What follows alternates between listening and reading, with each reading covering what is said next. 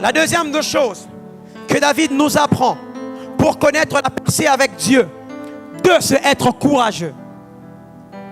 Être courageux. Et dans mes notes, j'ai écrit: entamer un combat avec espoir de la victoire demande du courage. La vie n'est pas pour le faible. La vie n'appartient pas aux faibles. La vie appartient à ceux qui ont le courage. Parce que la vie vous frappera. Même si vous avez l'alliance, même si vous avez Dieu, pour que Dieu vous accorde la percée, il vous exigera le courage. La Bible déclare, lorsque vous lisez dans Josué le chapitre 1, à partir du verset 7, Dieu parlant à Josué lui dit: ne t'ai-je pas dit de te fortifier et de prendre courage? Fortifie-toi, prends courage, car ce peuple, je te le livrerai. Chaque fois que le Seigneur te demandera d'entrer en possession de ton Canaan, il t'exigera le courage d'abord. David, alors qu'il s'est retrouvé devant un peuple d'Israël en train de perdre courage devant Goliath, tous étaient en train de courir, tous se rétractaient. Avez-vous vu la taille de cet homme? Avez-vous vu à quoi il ressemble? Il est sorti pour lancer un défi à Israël. David dit: ne perdez pas le courage. Je vais dire à quelqu'un ce soir, c'est peut-être grand ta montagne, tu ne sais pas comment la déplacer, ne perds pas le courage. La Bible déclare: qui est grande montagne devant Zorobabel. Ce soir tu es Zorobabel, tu as l'alliance avec le Seigneur. Ne perds pas le courage, quelle que soit la taille de tes défis.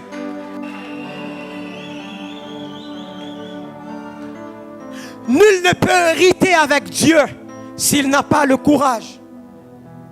Avez-vous le courage de vous avancer dans ce terrain qui paraît compliqué? Ne soyez pas comme Pierre, qui n'a eu que le courage de commencer, mais pas de se maintenir. Le courage dont Dieu a besoin pour te donner la percée, c'est un courage que tu as avant et pendant. Si le courage tu ne l'as qu'avant et pendant tu le perds, c'est arrêté pour ta destinée. Ta percée s'arrête. Mais celui qui se maintient dans le courage avant et pendant la bataille, celui-là réussit. Dieu a besoin d'hommes et de femmes courageux. Tu as dit que Dieu t'appelle au ministère. Aie le courage de sortir en route. Parler de ça. Oui, cette percée que tu veux voir de miracles, tu veux voir de malades être guéris, ça ne viendra pas chez vous dans la maison. Ça te suivra dans les hôpitaux où le malade s'endort. Tu veux réussir? Aie le courage d'affronter la vie. Êtes-vous courageux ce soir? Aucune percée ne se vit sans le courage. 3 choses qui arrivent quand il n'y a pas de courage. 1, on se rétracte. Quand il n'y a pas de courage, on a tendance à se rétracter, à se retirer. Si dans la vie, dans certains domaines de votre vie, vous avez l'impression qu'à un moment vous avanciez, mais ça devient compliqué, vous commencez à reculer, vous n'êtes pas courageux. Je suis désolé de vous informer ce soir que ne vous attendez pas à connaître de percée, parce que la percée, Dieu l'offre à ceux qui sont courageux. Vous avez besoin de courage pour réussir.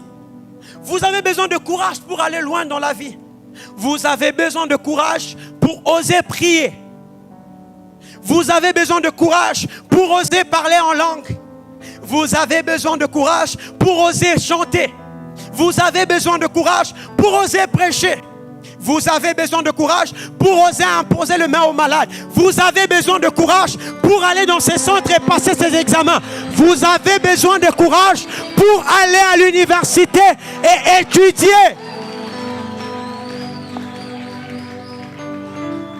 Ne vous rétractez pas. Ne rentrez pas en arrière. Ne rentrez pas en arrière. La deuxième des choses qui arrive quand il y a l'absence de courage, c'est que la situation dont on doit se débarrasser demeure. Parce que vous n'êtes pas courageux, parce que vous décidez de reculer, les situations que vous devez chasser de votre vie demeurent là. Cet échec que tu veux chasser demeure parce que tu n'es pas courageux. Ton péché demeure attaché à ta vie parce que tu n'as pas le courage de te lever et de lui résister. Tu ne réussis pas dans tes études parce que tu n'as pas le courage d'essayer. Ainsi ton échec demeure, ta timidité demeure. Dieu ne marche pas avec deux personnes qui manquent de courage. Chaque fois que Dieu commencera une marche avec toi, il te dira, fortifie-toi, prends courage.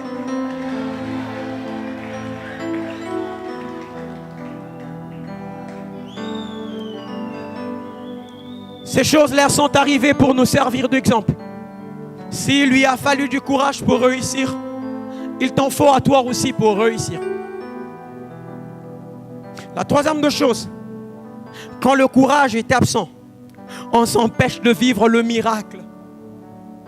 Oui, si vous n'avez pas de courage, vous ratez quelque chose de très beau dans la vie, le miracle. Vous avez besoin de courage pour voir le miracle être manifeste dans votre vie. Vous avez besoin de courage pour voir le miracle être votre partage. Celui qui n'est pas courageux ne peut pas vivre le miracle. Lève ta main ce soir et déclare avec moi, je serai courageux.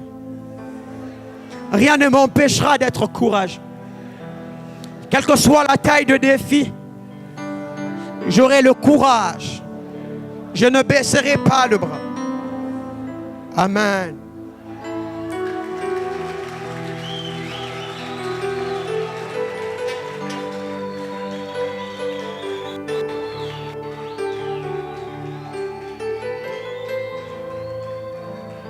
Le manque de courage est le trait d'union qui te sépare de ta réalité actuelle et ce que tu dois réellement être. Avez-vous déjà vu un trait d'union? Il est tout petit là, mais il sépare deux petits mots. Lorsque vous manquez de courage, je vous rassure que vous êtes à deux doigts de votre percée. Mais seulement que vous ne voulez pas le posséder. Vous avez besoin de courage pour aller loin dans la vie. On ne peut pas faire équipe avec Dieu sans le courage. C'est impossible. Dieu n'engage pas de faiblards. Dieu engage ceux qui sont prêts à combattre. La Bible déclare, alors que vous lisez dans le livre de Deutéronome, lorsque les Israélites devaient aller en bataille, l'ont recommandé aux chefs de troupes de demander à ceux qui avaient peur de se retirer, de peur qu'avec leur peur, ils ne contaminent les autres. Nous avons décidé de percer. Si tu es peureux, laisse-nous. Si tu n'as pas de courage, laisse-nous la place. Nous voulons réussir. Nous voulons marcher avec Dieu et nous sommes prêts à payer le prix. Sidney Smith a dit, beaucoup de talents sont perdus pour le monde aujourd'hui, faute d'un peu de courage. Beaucoup de talents sont perdus. Beaucoup de personnes ayant même de potentiel, on ne sait pas ce qu'ils deviennent dans la vie parce qu'ils ont manqué le courage d'oser. Vous êtes passé à côté du plus grand niveau de votre vie parce que le courage vous a manqué. Vous avez besoin d'être courageux pour réussir, pour être là où Dieu vous veut. Alléluia.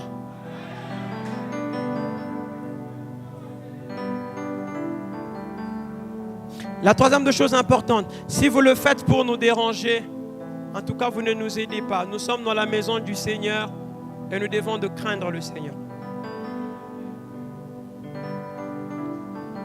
La troisième des choses, c'est la foi.